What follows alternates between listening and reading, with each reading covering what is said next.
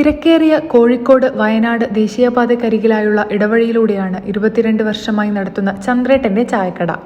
പൂനൂർ പുഴയുടെ പാലം കടന്നു ചെന്ന് പഴമ നഷ്ടപ്പെടാത്ത ഒരു ചെറു ഇടവഴിയിലൂടെ നടന്നെത്തേണ്ട ഈ ചായക്കടയിൽ ഇപ്പോൾ ചന്ദ്രേട്ടനും കൂടെയുള്ളവർക്കും ഉച്ചവരെ വിശ്രമമില്ല.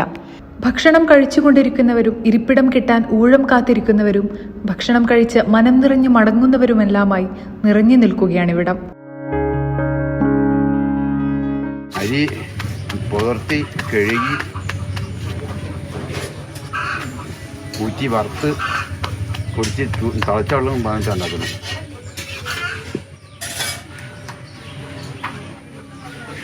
പിന്നെ ആളുകൾ ആദ്യം പണിക്കാരെ വെച്ചാൽ തുറന്നത്, പിന്നെ അങ്ങനെ അറിഞ്ഞു വെച്ച് പല സ്ഥലത്തു നിന്നും ആട് വന്ന്, പിന്നെ 2 കൊല്ലം മുമ്പേ എബിൻജോസ് എന്ന് പറഞ്ഞ ഒരു വീഡിയോ എടുത്ത് അതിനു മുകളിൽ പിന്നെ ആളുകൾ കൂടുതൽ വരാൻ തുടങ്ങി. പിന്നെ വേണ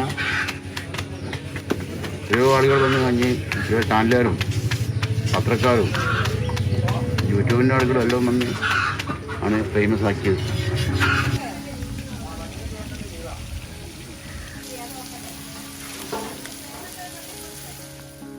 പഴയകാലത്തെ തനിമ ചോരാതെ ചിരട്ട കത്തിച്ച് മൺചട്ടിയിൽ കൈകൊണ്ട് പരത്തി ഉണ്ടാക്കുന്ന കൈപ്പത്തിരിയും കോഴി അരിങ്ങാട്ടും പുഴുക്കും ഇതെല്ലാമാണ് അകലെയുള്ളവരെ പോലും ആകർഷിപ്പിക്കുന്നത്.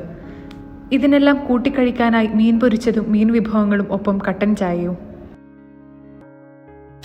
ആവോലുണ്ട്, അയിലുണ്ട്, അയക്കോറുണ്ട്, ഏതർ, മത്തി, കടുക.